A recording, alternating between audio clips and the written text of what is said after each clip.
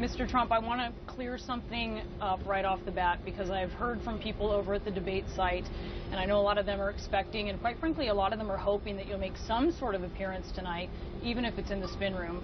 Do you think that's something you'll do? Well, Brianna, what's happened is when I said we won't do the debate because, as you know, I was treated not so nicely, and at some point you have to say, you have to put your foot down. What I said is we'll do something for our veterans, and we're going to have a big fundraiser, and it's already set up, and I just saw on CNN we have thousands of people standing online. It's a big event, and it's taken a whole life of its own. So I will be going there, and I think we're going to have a great time. We're going to raise a lot of money. We've already raised a lot for the vets. Putting aside the fact that you are upset at this point with Fox News, we are right now just a few days away from the caucuses. Right. There are a lot of Iowa Republicans who are undecided. Do they deserve to hear you on the debate stage tonight answering tough questions? Well, I think they will hear me because I'm going to be up there for an hour or an hour and a half at a bigger event, and we're going to have more people than they have. But getting questions asked of you by a moderator? Well, I think they've been hearing me. I've had 6 debates, and according to every single online poll and most other people, and in particular on the last one, I've won every debate. I mean, they've asked me every question they can probably ask me. And I guess we have 5 other debates scheduled after this, at least, which is a lot of debates. The Democrats are already finished with their debates. It's a lot of debates. I think they're having more now, as we've just Well, now they may. learned. I understand they want to do some more. I hear you saying that there have been several debates, but back in 2011, when Republicans had already gone through several debates, you were hoping to do a debate with Newsmax, have Republican candidates there. They started bailing on the idea, and you told actually Megyn Kelly at the time that they weren't showing courage, that they weren't showing bravery. And here you find yourself, after several debates, bailing on the idea of having another one. Well, that was an interesting thing, because Newsmax just called me out of the blue. They said, we'd love to have you host a debate. And I'm friendly with Chris Ruddy and the folks over at Newsmax. I said, I'll do that if you want me to do that. Not something I've ever done before, but I think I could do it pretty well. I don't know if I could do it like you, but I could do it okay. And so I was willing to host a debate. But I think they were a little bit concerned with me as a moderator, because they think I might have been a fairly tough moderator, which I wouldn't have been. I would have been fair. But you have an issue with certainly one of the moderators of the debate. How is it any different? Well, I'm not a person that respects Megyn Kelly very much. I think she's highly overrated. But other than that, I don't care. In fact, when Fox called me, because they very much want me there, they called me just now. They called me just before you walked into the plane. And they called me, and in all fairness, very nicely.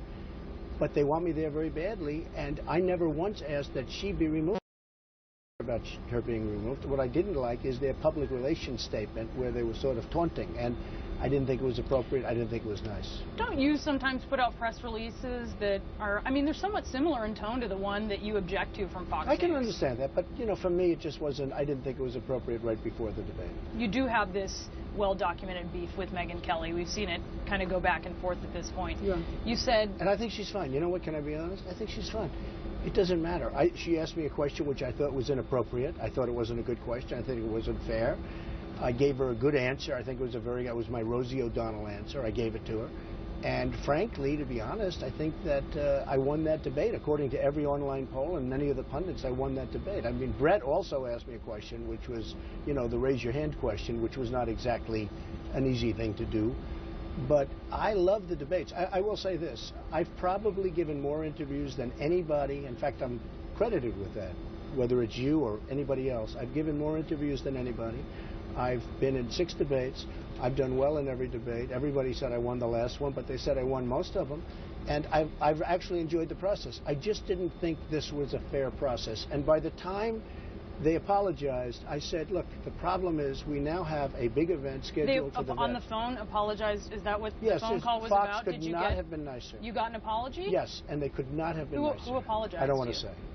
Okay, so when it comes to Megyn Kelly, and you have had this beef, you raised the idea of the word bimbo. You said you didn't want to use it. You said it was not politically correct. I didn't. But Did you see it? You said the word, and then you've retweeted I said followers. I wouldn't want to use it because it's not politically correct. You've retweeted followers who have used the word. Why? Well, I don't know. I mean, they're followers. That's a retweet. That's different. That's different. Look, I haven't had a very good relationship with her. I think she treats me very unfairly. She covers me all the time. I mean, for somebody that doesn't want to necessarily like Donald Trump. I mean, I'm always covered. I'm on her show all the time. But I just don't think she treats me fairly. And that's okay. I mean, she's got to do what she's got to do. I don't think she treats me fairly. And it's one of those things. Ted Cruz Right. has been, not just Ted Cruz, but also those who support him, have been hammering you when it comes to your previous views on late-term Well, abortion. I'm hammering him on But his views they- and where he was born. They have been. And he's weak, by the way. He's very weak on But illegal immigration. you said to my colleague just recently, Dana Bash, you said, I don't want to talk about that when you were asked about your previous support for late-term abortion. Was You know what? this, Because was everybody knows. First of all, it's false. I am pro-life. Everybody knows I'm pro-life. He knows I'm pro-life. You know, Ted Cruz also took a commercial. Wait a minute.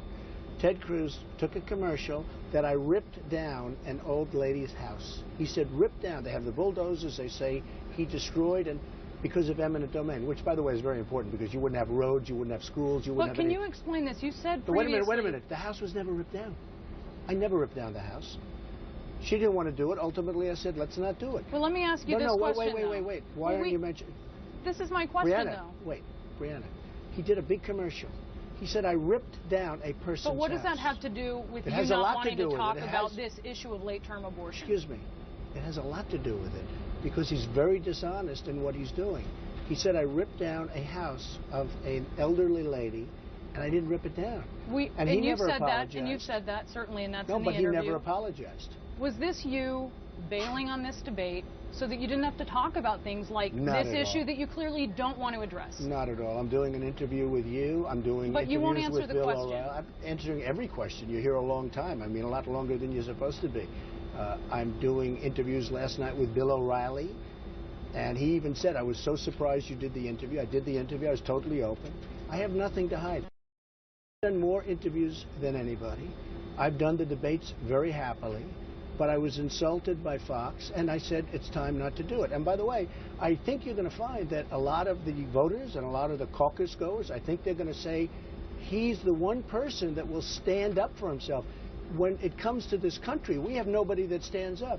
With our Iran deal, where instead of walking out of the room and making proper deals, we just took everything they gave us and we gave them $150 billion. And